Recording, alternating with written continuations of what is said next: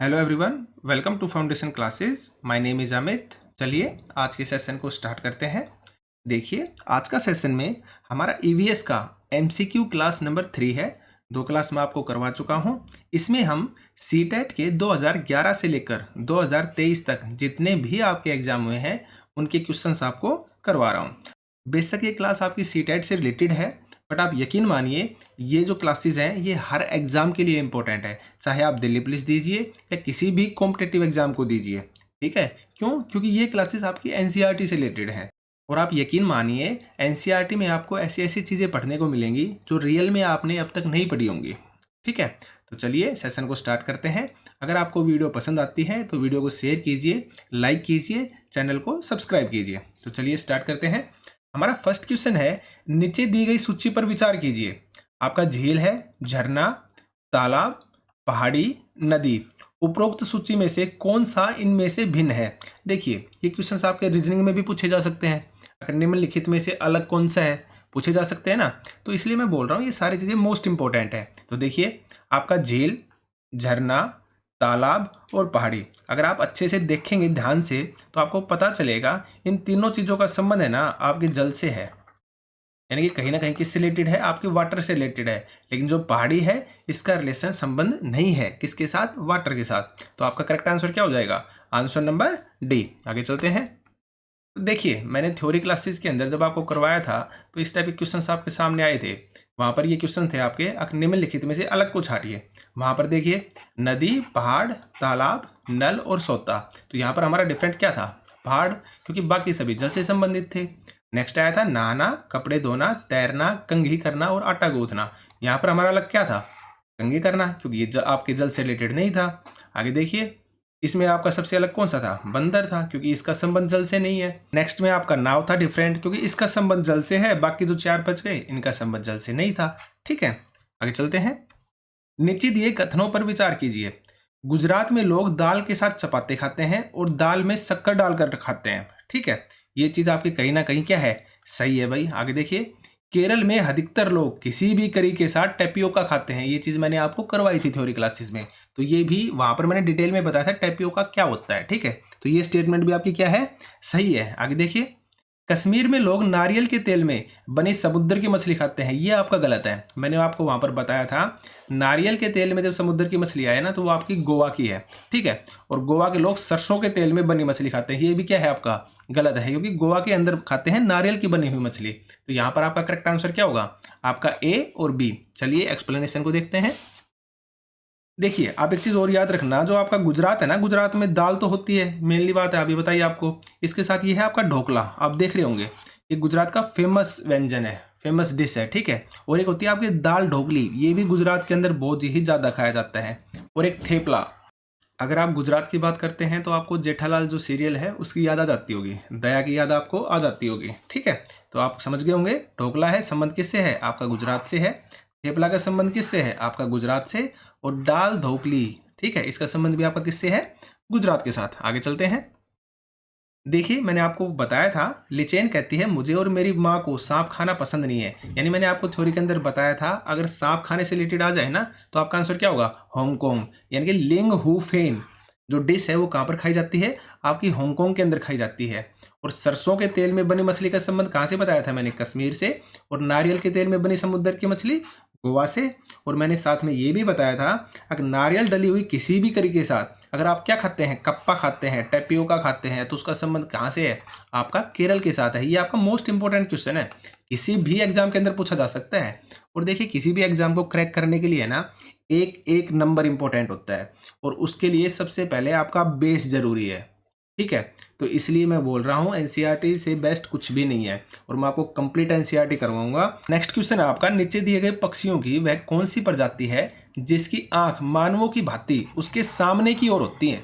देखिए ऑप्शंस को, tailor bird, beaver पक्षी, इंडियन रोबिन, या फिर आपका उल्लू यानी कि ओवल। ठीक है, तो आपका करेक्ट आंसर हो जाएगा आपका उल्लू। आप देख सकते हैं ये मैंने इमेज लगा रखी है, तो इसकी आंखें जो मानव की आंखें होती हैं, जो मनुष्य की आंखें होती हैं उसी की तरह होती हैं सामने। और अगर आपको याद हो मैंने पक्षियों से रिलेटेड जो थ्योरी क्लास करवाई थी, फर्स्ट थ्योरी क्लास, उसके अंदर और भी चीजें बताई थी। ठीक है, वहां पर मैंने आपको बताया था कौन सा पक्षी है जो झटके से अपनी गर्दन को आगे पीछे कर सकता है। वो क्या था आपका? मैना। और जो आपका उल्लू है ना वो गर्दन पीछे तक घुमा सकता है। तो उल्लू के बारे में 2 स्टेटमेंट हो गई, एक तो उसकी आंखें आगे की तरफ होती है और एक वो अपनी गर्दन को है ना पीछे तक घुमा सकता है, ठीक है। और एक हमारा और आया था जो आपका जानवर से रिलेटेड था, क्या था? चूहों में जो देखने की क्षमता कम होती है परंतु सूंघने की, छूने की तथा जो स्वाद वाली क्षमताएं है ना वो क्या होती हैं? बहुत ही तीव्र होती हैं, ठीक है। आगे चलते हैं। हाथियों के विषय में निम्न में से दिए गए कथनों पर विचार कीजिए। हाथी एक साथ समूह में रहते हैं जिसे झुंड कहा जाता है। ये स्टेटमेंट आपकी सही है, आप टेंशन मत लीजिए। जब मैं थ्योरी क्लासेस आपकी एक हो चुकी है, एक थ्योरी क्लासेस आपको आज मिलेगी, तो जब मैं थ्योरी क्लासेस कराऊंगा ना तो ये क्वेश्चन बच्चे वाले हो जाएंगे आपके लिए, आप आराम से कर दोगे। इन थ्योरी क्लासेस से बाहर आपको सीटेट में कुछ भी नहीं मिलने वाला है। बाकी इतना मैं आपको बता चुका हूँ, ये क्लासेस आपके हर एग्जाम के लिए इंपॉर्टेंट है क्योंकि एनसीईआरटी से रिलेटेड है, ठीक है। हाथियों के झुंड में केवल हथिनियां और बच्चे ही रहते हैं, ये स्टेटमेंट भी क्या है? आपकी सही है। आगे देखिए, हाथियों के झुंड में कितनी भी मादा हाथी अपने बच्चों के साथ रह सकते हैं, ये स्टेटमेंट क्या है? आपकी गलत है। आगे देखिए, नर हाथी 4-5 वर्ष की आयु होने तक ही झुंड में रह सकते हैं, इसके पश्चात वह अपना झुंड छोड़कर नर हाथियों के साथ क्या हो जाते हैं? शामिल हो जाते हैं, ये भी आपका गलत है। हाँ ये ठीक है कि भाई वो झुंड छोड़ देते हैं लेकिन हाथियों के साथ शामिल नहीं होते। तो यहाँ पर आपका करेक्ट आंसर क्या होगा? ए और बी, यानी कि आंसर नंबर सी। आगे चलते हैं। निम्न में से कौन सा प्राथमिक स्तर पर पर्यावरण अध्ययन यानी कि ईवीएस अध्ययन का उद्देश्य है? देखिए, पर्यावरणीय मुद्दों पर जागरूकता का विकास करना, हाँ ये आपका हो सकता है भाई। बच्चों में संख्यात्मक कौशलों का विकास, हाँ ये आपका नहीं हो सकता भाई। पर्यावरण के बारे में बात कर रहे हैं ना, बच्चों में सिर्फ गत्यात्मक कौशलों का विकास होता है, गलत है। मैंने बताया जब भी केवल आ जाए, सिर्फ आ जाए, तो वो आपका आंसर क्या होता है? गलत होता है।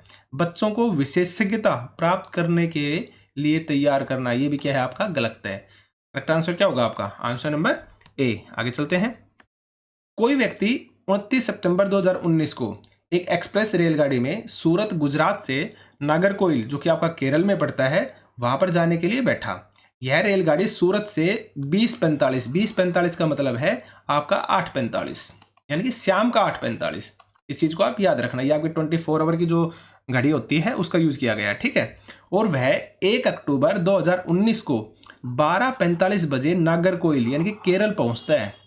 यदि सूरत से नागरकोइल के बीच के रेल मार्ग की जो दूरी है वो 2200 किलोमीटर है, तो इस यात्रा में रेलगाड़ी की औसत चाल बताओ। भाई वही फॉर्मूला आ गया आपका। डिस्टेंस क्या होता है आपका? डिस्टेंस होता है आपका स्पीड इंटू में टाइम, मैंने आपको बताया था। यहाँ पर क्या निकालनी है आपको? स्पीड निकालनी है। तो स्पीड क्या हो जाएगी आपका? डिस्टेंस अपॉन में टाइम। डिस्टेंस हमें क्या दे रखी है? 2200 दे रखी है ना। हमें टाइम चाहिए, तो टाइम हमें यहाँ से निकालना पड़ेगा। तो देखिए 29 सितंबर को गाड़ी चली थी, 29 सितंबर को, और कितने बजे? शाम के 20:45 है। तो आप काउंट कीजिए 20:45 से और रात के 12 बजे तक आपका कितना टाइम हो गया? 15 मिनट तो आपके ये हो गए, 9 बज गए, 3 घंटे और, यानी 3 आवर 15 मिनट आपके ये हो गए, ठीक है। आगे देखते हैं। उसके बाद देखिए रात को 12 बजे से लेकर और नेक्स्ट डे रात को 12 बजे तक, यानी कि 30 सितंबर का जो आपका दिन है, ठीक है, वो 12 से 12 तक, ये तो कितने घंटे हो गए आपके? 24 घंटे आपके ये हो गए, ठीक है। उसके बाद बात हो रही है 1 अक्टूबर की, और 1 अक्टूबर को 12:45 पे, देखिए कंफ्यूज मत होना आप, अगर यहाँ पर रात के 12:45 होते ना तो 0045 लिखा मिलता आपको, तो 12:45 का मतलब हो गया आपके दिन के 12:45, ठीक है। तो यहाँ पर जो 1 अक्टूबर है, 1 अक्टूबर को, तो ये कितना टाइम हो गया आपका? फिर नॉर्मल सी बात है, रात को 12 से दिन के 12:45 तक, तो 12 घंटे 45 मिनट आपके ये हो गए, है ना, हो गए ना। तो अब आप इनको काउंट कीजिए, टोटल कितने हो जाएंगे आपके? 24, 3 27 और 1 28 और 12 40, आपके 40 घंटे हो गए टोटल, ठीक है। तो हमें स्पीड निकालनी है, तो 2200 अपॉन में टाइम कितना आ गया? 40 आ गया। आप कैंसिल कर दीजिए, 4 5 20 और बच गए 2 और फिर 4 5 20, यानी आपका करेक्ट आंसर क्या हो जाएगा? 55 किलोमीटर पर आवर, ठीक है, 55 किलोमीटर प्रति घंटा आपका क्या हो जाएगा? आंसर हो जाएगा, ठीक है। आगे चलते हैं। निम्नलिखित राज्यों में से किसके बगीचों में तेज पत्ता, छोटी इलायची व बड़ी इलायची और काली मिर्च उगते हैं? ठीक है, पश्चिम बंगाल में, गुजरात में, केरल में या मध्य प्रदेश में? तो देखिए आपको पता होना चाहिए, अब जो मसाला है ना, मसालों का पारक किसको बोला जाता है? अगर आप जीके के अंदर देखते हैं तो जो आपका मसालों का पारक है वो किसको बोला जाता है? मसाला पारक बोला जाता है आपका केरल को, ठीक है। अगर आपसे मसालों की रानी पूछ ले मसालों की रानी, यानी कि मैं जो मसाले हैं ना उनके अंदर बता रहा हूँ, तो मसालों की रानी बोली जाती है आपकी इलायची को, ठीक है। और इलायची आपकी कहाँ पर होती है? केरल के अंदर होती है। तो यहाँ पर आपका करेक्ट आंसर क्या आएगा? आंसर नंबर सी, यानी कि केरल। आगे देखते हैं। देखिए मैंने लिख भी दिया है, मसाला पार्क के रूप में किसे जाना जाता है? केरल को जाना जाता है। मसालों की रानी किसको बोलते हैं? आपकी इलायची को बोलते हैं। और केरल में कौन कौन सी चीज़ें मिलती हैं? आपको काली मिर्च मिलेगी, तेज पत्ता मिलेगा, अदरक मिलेगी, हल्दी, वेनिला, इलायची, लौंग, दालचीनी और जायफल, ये सारी वो चीज़ें हैं जो आपको केरल के अंदर मिलेंगी। आगे चलते हैं। घटपर्णी के विषय में नीचे दिए गए कथनों पर विचार कीजिए। देखिए जो घटपर्णी होता है ना, इसको इंग्लिश के अंदर बोलते हैं नेपेथिन्स, ठीक है, नेपेथिन्स।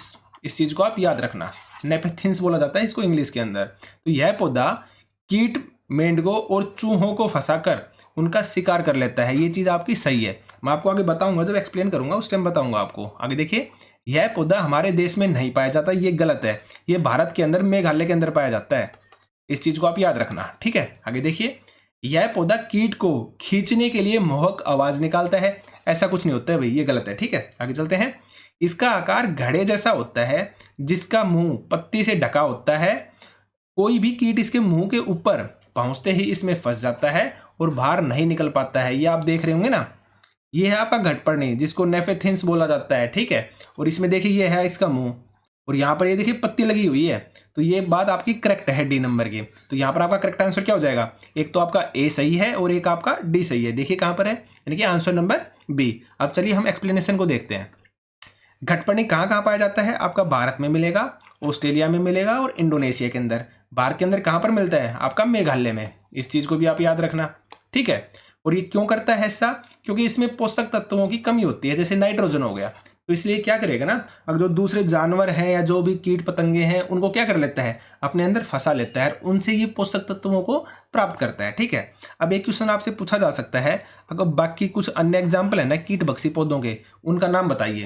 तो देखिए, एक तो आप इस चीज को याद रखना, इसको क्या बोलते हैं? नेपेथिन्स बोलते हैं। किसको? आपके घटपर्णी को। और इसको आप पिक्चर प्लांट भी बोलते हैं, ठीक है। तो ये नाम आप याद रखना। उसके बाद देखिए जो बाकी आपके प्लांट है ना, एक तो होता है आपका ड्रोसेरा, जिसे सनड्यूस भी कहा जाता है, ठीक है, डायोनिया, ठीक है, एक आपका सेरोसेनिया और एक आपका यूट्रिकुलेरिया। ये भी काफी बार एग्जाम के अंदर पूछा जाता है। तो ये आपके कीट भक्षी पौधे हैं। कौन कौन से? नेपेथिन्स हो गया, ड्रोसेरा हो गया, डायोनिया हो गया, सेरोसेनिया हो गया और आपका यूट्रिकुलेरिया हो गया। तो ये आप याद रखना। आगे चलते हैं। भारत की आजादी से पहले महात्मा गांधी के जीवन की एक महत्वपूर्ण घटना दांडी यात्रा है, ठीक है। तो यह घटना कब घटी थी? तो ये चीज आपको अच्छे से याद होगी। ये घटी थी आपकी 1930 के अंदर। गांधी जी ने जो साबरमती आश्रम है ना, वहां से अपनी यात्रा स्टार्ट की थी। साबरमती आश्रम कहाँ पर है? आपका गुजरात के अंदर, ठीक है, अहमदाबाद में।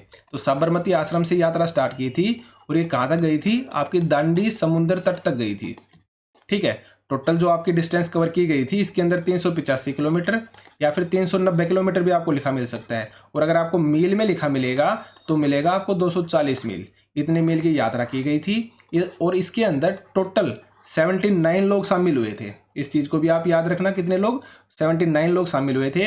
और लगभग आपकी 24 दिन या फिर 25 दिन भी मिल सकता है आपको। तो आप 24 दिन या लगभग मानकर याद रखना, अगर लगभग 24 दिन या लगभग 25 दिन की आपकी यात्रा थी। एक इंपॉर्टेंट चीज और याद रखना, इसके अंदर जो महिलाओं का नेतृत्व किया था ना, यानी कि गांधी जी के जो महिला शामिल थी इसके अंदर, वो थी आपकी सरोजनी नायडू। तो इस चीज को भी आप याद रखना, ठीक है। आगे देखिए, मैंने एक्सप्लेनेशन भी लिख रखी है। नमक कानून यानी कि दांडी यात्रा, इसका संबंध किससे है?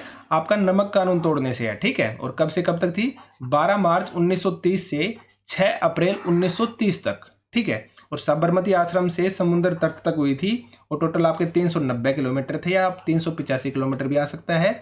और टोटल 240 जो मील थे ना, अगर मील में आपसे पूछा जाए तो 240 मील याद रखना। और अगर किलोमीटर में पूछा जाता है तो 390 किलोमीटर या 385 किलोमीटर। और टोटल कितने दिन लगे थे? 24 या 25 दिन की यात्रा थी। और टोटल कितने लोग थे इसमें? टोटल 79 लोग थे। और एक जो मैंने सरोजनी नायडू वाला बताया है, ये आप अलग से याद रखना, ठीक है। आगे चलते हैं। नीचे दिए गए किस रोग के प्रकरण में डॉक्टर रोगियों को गुड़, आंवला और हरी पत्तियां वाली सब्जियों को खाने की सलाह देता है? तो देखिए, आपका आंसर है म्यादी बुखार है, एनीमिया है, चिकनगुनिया है या फिर डेंगू है। इसका जो करेक्ट आंसर आएगा वो आएगा आपका आंसर नंबर बी, यानी कि एनीमिया। जो एनीमिया होता है ना, इसमें आपके अंदर रक्त की कमी हो जाती है, यानी कि ब्लड की कमी हो जाती है, ब्लड की कमी हो जाएगी इसके अंदर, ठीक है। और इसमें क्या होता है, देखिए हमारे ब्लड के अंदर एक होता है HB, जिसको हम हीमोग्लोबिन बोलते हैं।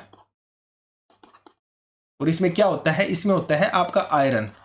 तो यानी यहाँ पर आपका आंसर क्या आएगा, यहाँ पर आपका आंसर वो आएगा जिसके अंदर आयरन की क्या होती है, कमी होती है। तो डॉक्टर ने क्या बोला था, आप गुड़ खाइए, आप आंवला खाइए, आप हरी पत्तियां खाइए। तो इनके अंदर क्या होता है, इनके अंदर होता है आपका आयरन, ठीक है। तो आयरन की कमी से आपको कौन सा रोग होता है, एनीमिया होता है। इसमें क्या होता है, इसमें ब्लड की यानी कि रक्त की कमी हो जाती है। और ये क्या होता है, हीमोग्लोबिन HB, क्योंकि रक्त के अंदर हमारा हीमोग्लोबिन होता है। इस चीज को भी आप याद रखना। आगे चलते हैं। माउंट एवरेस्ट के विषय में निम्नलिखित कथनों पर विचार कीजिए। यह हमारे देश का भाग है, ये गलत चीज है भाई, क्योंकि माउंट एवरेस्ट आपके नेपाल के अंदर पड़ती है। इस चीज को आप याद रखना, नेपाल में पड़ती है। इसकी चोटी की ऊंचाई 8848.86 मीटर है। हाँ, ये आपका करेक्ट है। आगे देखिए, बछेंद्री पाल इस पर्वत की चोटी पर कदम रखने वाली भारत की पहली महिला बन गई। हाँ, ये भी आपका करेक्ट है। आगे देखते हैं, इस पर्वत की चोटी पर हमारे देश का राष्ट्रीय ध्वज 23 मई 1994 को फहराया गया था। ये भी आपका गलत है। तो यहाँ पर आपका करेक्ट आंसर क्या आएगा, आंसर नंबर बी और आंसर नंबर सी। देखिए कहाँ पर है, ये होगा आपका करेक्ट आंसर, ठीक है, बी और सी। आगे देखते हैं, चलिए एक्सप्लेनेशन को देखिए। माउंट एवरेस्ट पड़ता है आपका नेपाल के अंदर, ठीक है, ये चीज मैं आपको बता चुका हूँ। भारत ने जो पहला ध्वज फहराया था वो फहराया था 29 मई 1953 को पहली बार। और किसने फहराया था, तेंजिंग नॉर्वे ने फहराया था, ठीक है। आगे देखते हैं, 23 मई 1984 को पहली बार बछेंद्री पाल माउंट एवरेस्ट पर चढ़ी थी। ये तो हमें पता है। अब माउंट एवरेस्ट पर चढ़ने वाली पहली भारतीय महिला कौन थी, बछेंद्री पाल थी। लेकिन कब चढ़ी थी, ये चढ़ी थी 23 मई 1984 को, ठीक है। अब देखिए, आपको है ना भारत की जो चोटियां हैं उनसे रिलेटेड कुछ कंफ्यूजन होता है, सबसे ऊंची चोटी कौन सी है, इन चीज़ों के बारे में, ठीक है। तो मैं आपसे कुछ डिस्कस करना चाहूँगा। देखिए, अगर आपसे पूछा जाए ना, अब भारत की सबसे ऊंची चोटी कौन सी है, भारत की सबसे ऊंची चोटी, ठीक है, सबसे ऊंची चोटी, तब तो आपकी आएगी K2, ठीक है, जिसको हम गोडविन ऑस्टिन भी बोलते हैं।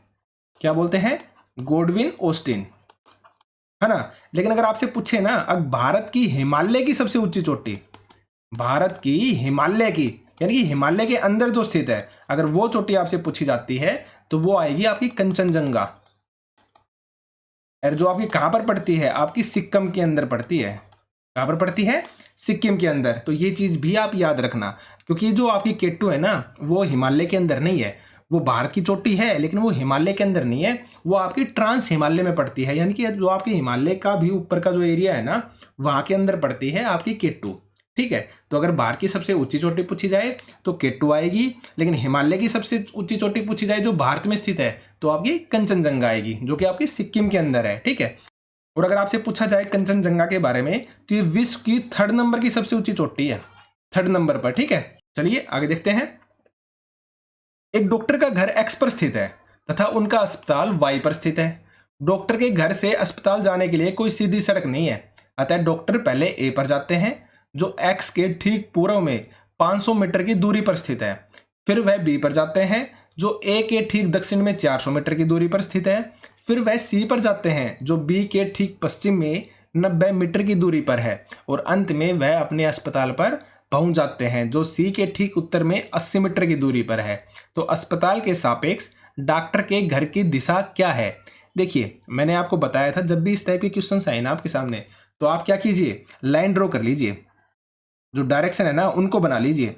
मैंने हमेशा आपको बताया है, और जैसे जैसे क्वेश्चंस बोलता है वैसे वैसे आप क्वेश्चन को करते जाइए। तो देखिए, एक डॉक्टर का घर X पर स्थित है तथा उसका अस्पताल Y पर स्थित है, ठीक है। और डॉक्टर के घर से अस्पताल जाने के लिए कोई सीधी सड़क नहीं है। तो देखिए, डॉक्टर का घर आप मान लीजिए यहाँ पर है, X पर, ये आपका X है, यहाँ पर है डॉक्टर का घर। आगे देखते हैं, आगे बोल रहे हैं तथा उनका अस्पताल है वो Y पर स्थित है। डॉक्टर के घर से अस्पताल जाने के लिए कोई सीधी सड़क नहीं है। तो आता है डॉक्टर पहले A पर जाते हैं, और A कहां पर है आपका, जो X के ठीक पूर्व में 500 मीटर की दूरी पर है। तो देखिए, X के ठीक पूर्व में आप ये मानिए, आपको दिशा पता है, ये आपका पूर्व है, ये पश्चिम है, ये उत्तर है, और ये आपका दक्षिण में है। तो पूर्व में 500 मीटर आप यहां पर मानिए, ठीक है। आप 500 मीटर आ गए। यहां पर आपका क्या है, ए पॉइंट है, आप ए पर आ जाते हैं, ठीक है। आगे देखिए, फिर वह बी पर जाते हैं जो ए के ठीक दक्षिण में 400 मीटर की दूरी पर है। अब यहां पर खड़े हैं और ये आपका पूर्व था, दक्षिण कौन सा होगा, आपका ये होगा नीचे की तरफ। तो आप दक्षिण में कितना चल रहे हैं, 400 मीटर की दूरी पर आ गए आप, और कहां पर पहुंच गए आप, बी पॉइंट के ऊपर पहुंच गए, ठीक है। आगे बोल रहे हैं, फिर वह सी पर जाते हैं जो बी के ठीक पश्चिम में 90 मीटर की दूरी पर है। अब आपको पता होगा ये आपका पूर्व था, ये दक्षिण है, तो पश्चिम किधर होगा, इस साइड होगा। तो अब वो सी पर जा रहे हैं और कितनी दूरी पर है, सिर्फ और सिर्फ 90 मीटर की दूरी पर है सी आपका। और अंत में वे अब अस्पताल पहुंचने के लिए सी के ठीक उत्तर में 80 मीटर की दूरी पर जाते हैं। तो आपका उत्तर किस साइड होगा, नॉर्मल सी बात है, इस साइड होगा। तो वो 80 मीटर और आ गए और वो कहां पर पहुंच गए, वाई के ऊपर पहुंच गए, ठीक है। अब इन्होंने पूछा है अस्पताल के सापेक्ष डॉक्टर के घर की सही दिशा क्या है। अस्पताल के सापेक्ष पूछा है, तो अस्पताल कहाँ है आपका, यहां पर है ना, और इसके सापेक्ष घर की दिशा पूछी है। तो बताइए, अब आप यहां पर क्या कीजिए, फिर से लाइन ड्रॉ कर लीजिए। कर लिया आपने लाइन ड्रॉ, और आप बताइए ये किस दिशा में है, क्योंकि घर आपका ये है ना, तो ये बीच वाली दिशा हो गई। ये कौन सी दिशा है, आप बताइए। ये आपका क्या है, उत्तर हो गया, और ये आपका क्या हो गया, पश्चिम, यानी कि उत्तर और पश्चिम। तो करेक्ट आंसर क्या हो जाएगा आपका, आंसर नंबर बी। आप जब भी डायरेक्शन की क्वेश्चन करें ना, तो आप डायग्राम 100% बनाइए, और जैसे जैसे आपको क्वेश्चन बोल रहा है वैसे वैसे आप करते जाइए, ठीक है। आगे चलते हैं। रेगिस्तानी ओक नामक पेड़ के बारे में निम्नलिखित में से कौन सा कथन सही है। देखिए आपके सामने जो डायग्राम है ना, इसको बोलते हैं राजस्थानी ओक, ठीक है। ये राजस्थान के अंदर पाया जाता है। तो देखिए इसमें पत्तों की जगह कांटे होते हैं, हाँ ये बात आपकी सही है, ठीक है। इसकी उथली जड़ें होती हैं, ये आपका गलत है, क्योंकि जड़ें क्या नहीं है, उथली नहीं है।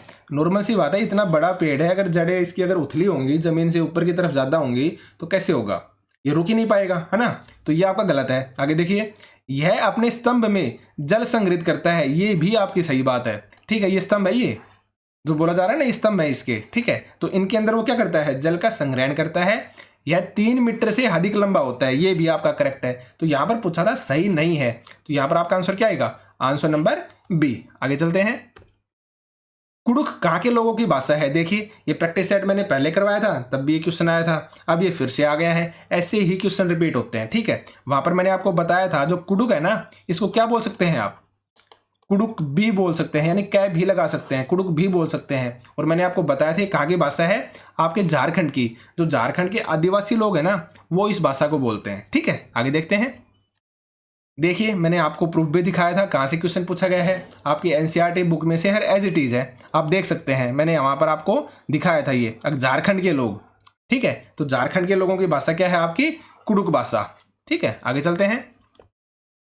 गुजरात के निकटवर्ती राज्य कौन से हैं। देखिए मैंने आपको हमेशा बोला है, ज्योग्राफी के जो भी क्वेश्चन आएंगे ना, वो नॉर्मल सी बात है, अगर आपके माइंड में मैप सेट है तो वो क्वेश्चन बहुत ही आपके लिए इजी है, ठीक है। और मैप आपको 100% याद करना ही करना होगा।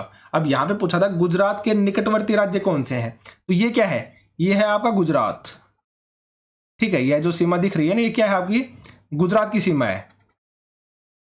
अब इसके निकटवर्ती पूछे हैं, अब आपको पता होना चाहिए, ये है आपका राजस्थान, इस चीज को आप याद रखना। ये है आपका मध्य प्रदेश, इधर आपका हो गया महाराष्ट्र, ठीक है। इधर ये आपका क्या है, कर्नाटक है, और ये छोटा सा आपको दिख रहा है ना, ये आपका गोवा है, ठीक है। इससे नीचे की साइड जाओगे तो आपको इधर से क्या मिलेगा, केरल मिलेगा। उससे नीचे क्या जाता है, तमिलनाडु आ जाता है। इधर आपका क्या है, ये आंध्र प्रदेश है। इसके ऊपर क्या है, ये तेलंगाना है, ठीक है। तो आपके माइंड में मैप एकदम सेट होना चाहिए, अब कौन सा राज्य किस जगह पर है, उसकी सीमा किन किन के साथ लगती है, और ये चीजें सिर्फ और सिर्फ प्रैक्टिस से ही आती हैं, ठीक है। ये इजी क्वेश्चंस होते हैं और आप इनको गलत कराओगे अगर आपके माइंड में मैप नहीं है तो सबसे पहला काम तो आप यही कीजिए, डेली एक मैप की आप प्रैक्टिस कीजिए।